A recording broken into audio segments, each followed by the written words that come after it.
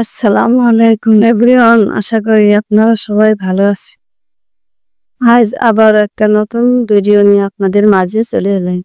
আমার আজকের ভিডিও হলো আইসক্রিম, 5 টাকার আইসক্রিম বানানো। আর এই আইসক্রিমটা দেখেন কত সুন্দর দেখাচ্ছে।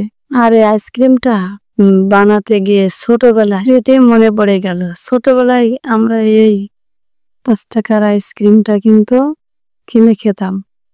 আর এই আইসক্রিমটা কিন্তু বাসাতে একবারে নির্ভেজাল ভাবে তৈরি করা হয়েছে, কোনো ফরমালিন ছাড়াই, শুধুমাত্র দুধ, চিনি আর একটু নারকেল দিয়েই কিন্তু এই আইসক্রিমটা তৈরি করা হয়েছে। তো আর কথা না বাড়িয়ে এখন চলে যাব কিভাবে পারফেক্টলি এই আইসক্রিমটা বানানো যায়। তো আমি একবারে সাদামাটা ভাবে এই আইসক্রিমটা বানিয়েছি। আইসক্রিম বানানোর জন্য আমি প্রথমেই চুলোতে একটা পাতিল বসিয়ে দিয়েছি। পাতিলে আমি দুধ দিয়ে দেব, আধা কেজি দুধ দিয়ে দিয়েছি। এখন এই দুধটা ভালো করে জ্বালাই নেব, মানে দুধটা এমনভাবে জ্বালাবো যাতে দুধটা একটু ঘনত্ব হয়। এখন এই দুধের ভিতরে ছোট বাটির 1 বাটি চিনি অ্যাড করব। আপনারা চাইলে চিনিটা আপনাদের পছন্দ মতো অ্যাড করতে পারেন। আপনারা যতটা মিষ্টি খাবেন চিনির পরিমাণটা সেভাবে দেবে। এরপর দেব 2 চামচ গুঁড়া দুধ। গুঁড়া দুধটা দিলে আইসক্রিম স্বাদটা কিন্তু বেড়ে যাবে। আর গুঁড়া দুধটা দিলে এই দুধের ঘনত্বটা কিন্তু তাড়াতাড়ি বেশি ঘন হয়ে যায়। এক্ষেত্রে আমার অনেকক্ষণ চুলায় দুধটা জাল না দিলেও চলবে। যদি গুঁড়া দুধ দেওয়া হয় তাহলে কিন্তু খুব সহজেই দুধের ঘনত্বটা বেড়ে যাবে আর আইসক্রিমটা খুব ভালো হবে। আইসক্রিমের স্বাদটা কিন্তু অনেক বেড়ে যাবে। আর দিয়েছি এই বাটির 1 বাটি নারকেল কোড়া। নারকেল দিলে কিন্তু আইসক্রিম স্বাদটা কিন্তু অনেক বেড়ে যাবে। এই নারকেলের আইসক্রিমটা ছোটবেলায় কিন্তু আমরা খুবই খেতাম।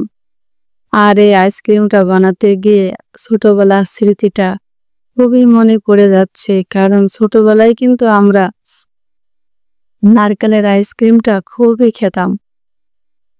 আর এই নারকেলের আইসক্রিমটা কিন্তু 5 টাকাতেই পাওয়া যেত।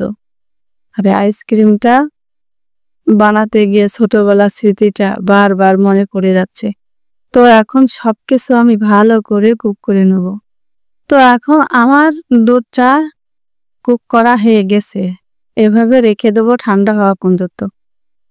এখন দুধটা ঠান্ডা হয়ে গেছে, দেখেন আমি আইসক্রিমের কয়েকটা বক্স নিয়ে নিয়েছি। এভাবে আইসক্রিমের বক্সের ভিতরে ঢেলে নেব।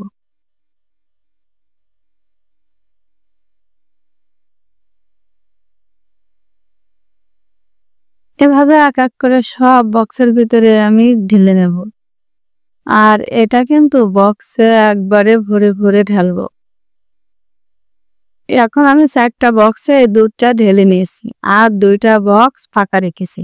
এই 2টা বক্সে আমি একটু কালারিং করব, এই জন্য এই 2টা বক্স আমি ফাঁকা রেখেছি। এর জন্য একটা বাটি নিয়েছি আর এই বাটিতে অল্প 1 চিমটি কালার দিয়ে দেবো।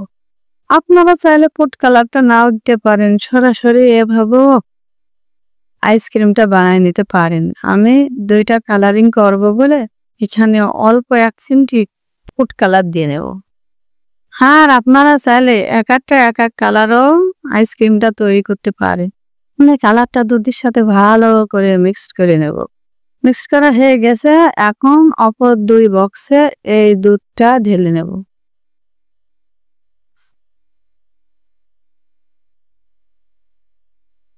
এখন এখানে সবগুলো মুখ লাগাই দেব। এভাবে ভালো করে মুখগুলো লাগাই দিতে হবে। আর আপনারা চাইলে এখানে মুখ না লাগিয়ে কাঠেও দিয়ে দিতে পারেন।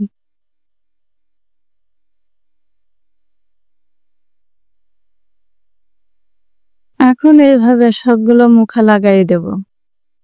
দিয়ে এই আইসক্রিমটা আমি ডিপ ফ্রিজে সারা রাত রেখে দেব। 12 ঘন্টা এই আইসক্রিমটা আমি ডিপ ফ্রিজে রেখে দেব।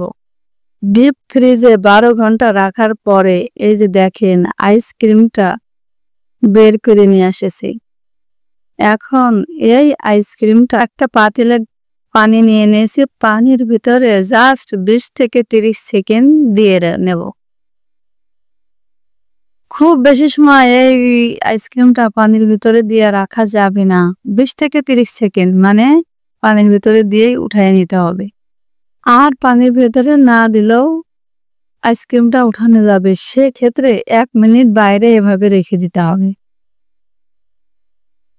তো আমি 30 সেকেন্ড পানির ভিতরে দেওয়ার পরে এই যে দেখেন আইসক্রিমটা কত সুন্দরভাবে উঠে এসেছে। এটা কিন্তু বেশি টানাটানি করা লাগছে না, জাস্ট এভাবে হাত দিলে এই আইসক্রিমটা উঠে আসবে। আর এই আইসক্রিমটা দেখেন কত সুন্দর হয়েছে, কোনো ফরমালিন ছাড়াই। বাসাতেই যদি এত ভালো আইসক্রিম বানানো যায় তাহলে কেন আর দোকানের আইসক্রিম খাবো।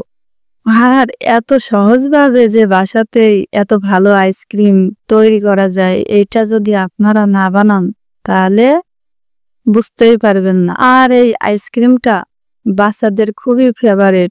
বাজারের ফরমালিন দেয়া আইসক্রিম না কিনে খেয়ে বাচ্চাদের যদি বাড়িতে এই রকম স্বাস্থ্যকর আইসক্রিম বানিয়ে দেওয়া হয় তাহলে কিন্তু খুবই উপকার হয়। তো আশা করি আমার এই আইসক্রিম বানানোর রেসিপিটি